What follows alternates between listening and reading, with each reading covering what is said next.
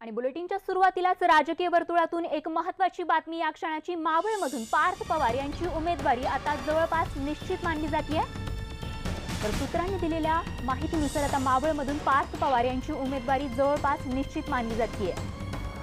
तर कालच्या शरद पवारांच्या उपस्थितीत झालेल्या बैठकीत या पार्श्वभूमीवरती महत्त्वाची चर्चा झाल्याचं कळतं आणि त्याच अनुषंगाने आता मावळमधून पार्थ पवार यांची उमेदवारी जवळपास निश्चित असल्याची माहिती सूत्रांनी दिली आहे।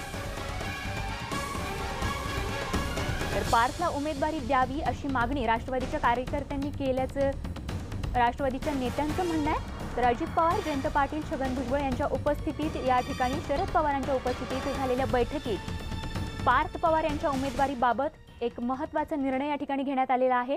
त्या दिशेने खरं तर निर्णयाच्या दृष्टिकोनातून चर्चा सुरू असल्याचं कळतंय।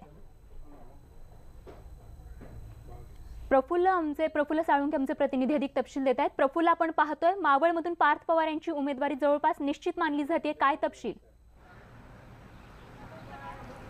स्वाती, अगदी खरं आहे, कारण आपण यापूर्वी देखील सांगितलं होतं की पार्थ पवार यांनी स्थानिक नेत्यांच्या भेटीगाठी घ्यायला सुरुवात केली आणि ते या पदाचे दावेदार असू शकतात। काल देखील राष्ट्रवादी काँग्रेसची जी महत्त्वाची बैठक झाली यामध्ये राजकीय जे वरिष्ठ नेते आहेत ते आणि इतर स्थानिक कार्यकर्ते यांची देखील चर्चा पक्षाचे अध्यक्ष शरद पवार यांनी केली आणि सर्व स्थानिक पदाधिकारी आणि नेत्यांनी पार्थ पवार यांच्या नावांना जी अनुकूलता दाखवली आहे। कारण गेल्या 2-3 दिवसापासून पार्थ पवारने देखील शेकापचे जे वरिष्ठ नेते आहेत त्यांच्यासुद्धा बैठका घेतल्या।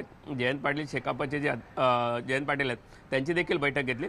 या सगळ्या जर गोष्टी पाहिल्या तर कुठेतरी पार्थ पवार यांच्या उमेदवारीच्या संदर्भातली जी बाब जी आहे ती समोर येताना आपल्याला या ठिकाणी पाहायला मिळते। अगदी प्रफुल्ल, असेच आपल्या सोबत राहा, कारण आणखीन एक महत्त्वाची बातमी या क्षणाची आपल्यापर्यंत येत आहे आणि ती म्हणजे सातारा लोकसभा मतदारसंघाचा आढावा घेण्यासाठी राष्ट्रवादीच्या नेत्यांची या ठिकाणी बैठक सुरू आहे। तर राष्ट्रवादी भवन या ठिकाणी ही बैठक सुरू असून साताऱ्याच्या जागेवरती आज काय तो तोडगा या ठिकाणी निघणार आहे आणि त्यासाठी साताऱ्याच्या जागेवर शिक्कामोर्तब करण्यासाठी राष्ट्रवादी काँग्रेस अध्यक्ष शरद पवार यांच्या उपस्थितीत या ठिकाणी आढावा बैठक होणार आहे आणि बैठक सुरू असून या बैठकी संदर्भातले तपशील देण्यासाठी प्रफुल्ल आपल्या सोबत आहेतच। प्रफुल्ल, एकूणच या बैठकी संदर्भातील काय तपशील आपल्याला मिळतात? स्वाती, सातारा लोकसभा मतदारसंघाच्या संदर्भात जी बैठक आहे ती या ठिकाणी सुरू झाली, कारण गेल्या 2 दिवसापासून पक्षाचे अध्यक्ष शरद पवार यांनी राज्यातील ठिकठिकाणच्या कार्यकर्त्यांना व्हिडिओ कॉन्फरन्सिंगद्वारे या ठिकाणी संबोधित केलं होतं। पण साताऱ्याची जागेच्या संदर्भात व्हिडिओ कॉन्फरन्सिंग घेतली नाही, कारण गेल्या काही दिवसांपासून सातारामध्ये वाद जे आहेत ते कमालीचे टोकाला गेलेत।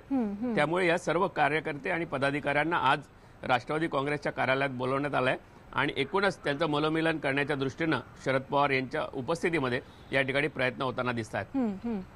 अगदी, आणि सुरू असलेल्या बैठकी संदर्भातील तपशील असेच आपल्याकडून वेळोवेळी जाणून घेत राहू। प्रफुल्ल, तुर्तास धन्यवाद या माहितीसाठी।